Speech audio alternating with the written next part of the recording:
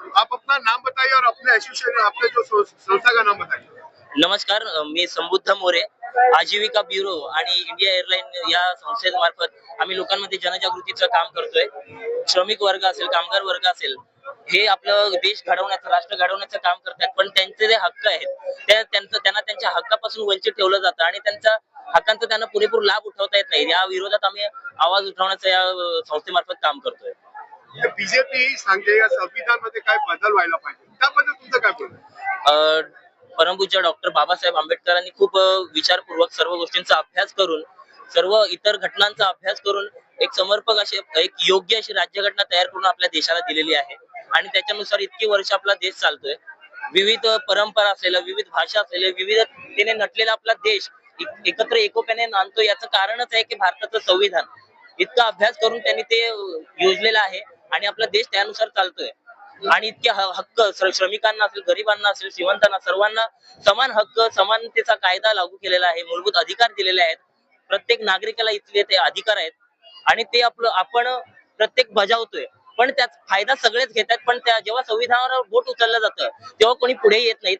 आणि मग जेव्हा कोणतेही सरकार असेल, असं सरकार असेल जे संविधानावर बोट उचलतं, संविधान जेव्हा धोक्यात येतं, तेव्हा आपण सगळ्यांनी त्याच्या विरोधात आवाज उठवला पाहिजे. मग ते कोणतेही असू दे.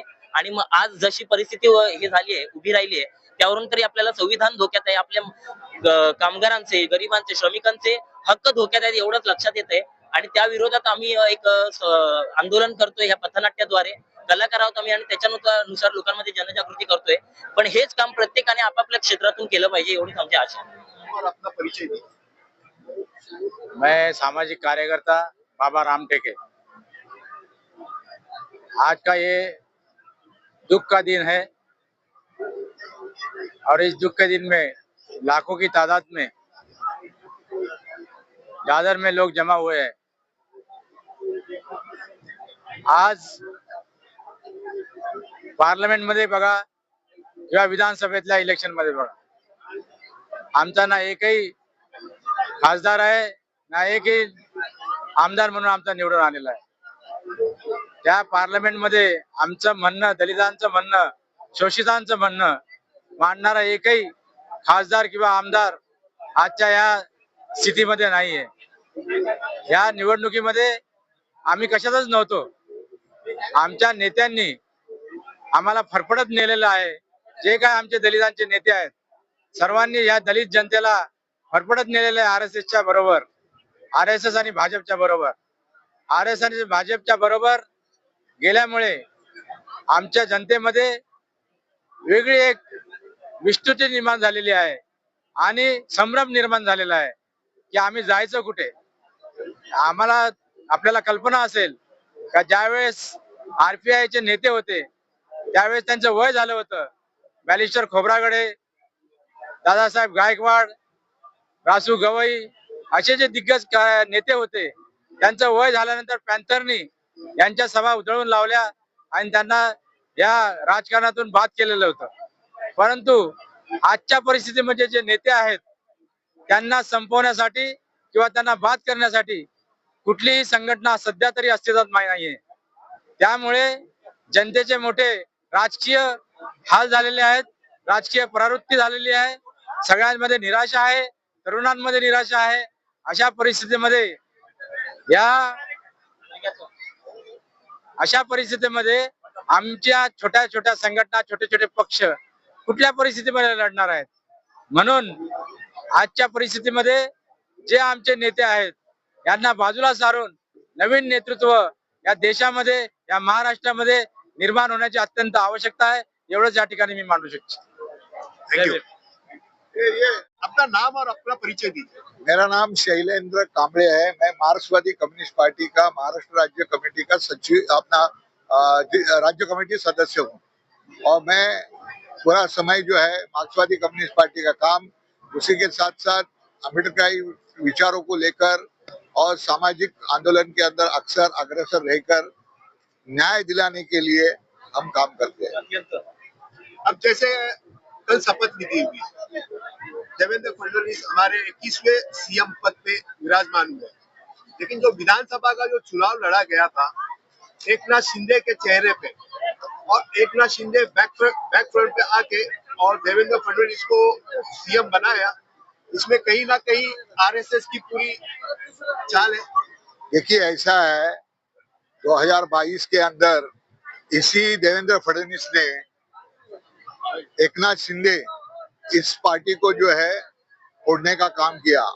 उन्होंने उसके 40 आमदार को लेके जाके जो भी खोखा हो या और जो भी चीजें सुनी जाती है उस तरह का उसका सब इस्तेमाल किया, और इस्तेमाल करते हुए उन्होंने उनकी मदद लेकर सरकार बनाई, और सरकार बनाकर उसके माध्यम से, क्योंकि एक ऐसे कंडीशन में सरकार बनाई थी तो निश्चित रूप से ये था कि उसका चेहरा जो है मुख्यमंत्री के रूप में जो है वो सामने लाया जाए, और उस तरह से 2.5 साल तक उन्होंने जो है उनको मुख्यमंत्री बनाया, और उसके माध्यम से उन्होंने महाराष्ट्र के अंदर पूरी इस तरह से स्ट्रैटेजी बनाई कि एक ऐसा सर्वसाधारण दिखने वाला सर्वसाधारण समाज का व्यक्ति को प्रोजेक्ट करना अपने हितों को साध्य करने के लिए वो आरएसएस और भाजपा ने पूरे नियोजनबद्ध तरीके से किया, और उसी का इस्तेमाल यहाँ पर अभी विधानसभा के चुनाव के अंदर उन्होंने किया।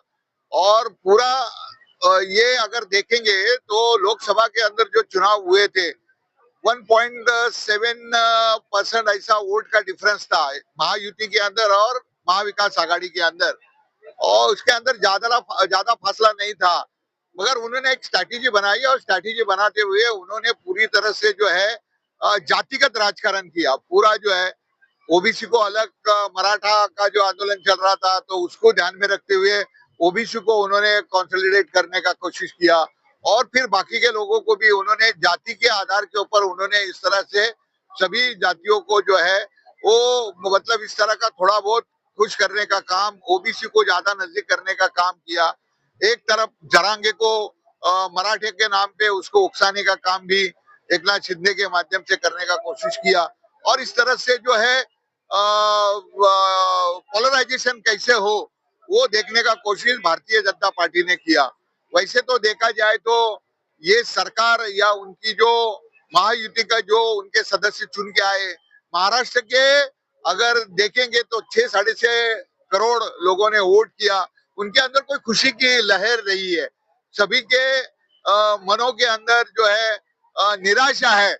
मगर एक चित्र देखा जाता है कि पिछले 4 महीनों के अंदर उन्होंने जो 1400-1500 जीआर निकाली, और वो जाति के आरक्षण के संबंध में होगा, विविध जातियों को महामंडल बनाने का होगा, इस तरह से पूरी टिकड़ में उन्होंने की, और टिकड़ में करके जो है वो चुनाव के सामने गए, और चुनाव के अंदर उन्होंने जिस तरह से ये सब खेल किया, और खेल कर कर जो है वो सत्ता में आने का उनका जो है उन्होंने वो कोशिश किया, उसके अंदर काफी पैसे का इस्तेमाल किया, और ये सब चीजों का इस्तेमाल करते हुए वो सरकार तक पहुंचे।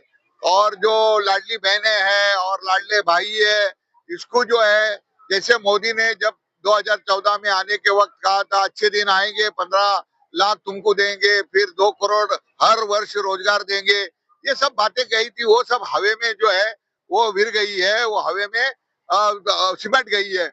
वही काम यहाँ पर महाराष्ट्र के अंदर भी इन्होंने किया, लोगों को इस तरह से भ्रमित करने का काम किया, लोगों को लालच देने का काम किया, और एक बहुत अच्छा जिसको हम कहते हैं कि जिस महाविकास आघाड़ी ने लोकसभा के अंदर एक बहुत अच्छा प्रदर्शन किया, और प्रदर्शन करते हुए मोदी को रोकने का कोशिश किया इसी महाराष्ट्र के अंदर, क्योंकि उस वक्त जो है हमारे सामने संविधान का सबसे बड़ा चैलेंज था, और संविधान को चैलेंज होने की वजह से बेरोजगारी का सामने बहुत काफी आज भी समस्या है, उस वक्त भी समस्या थी, आज भी समस्या है।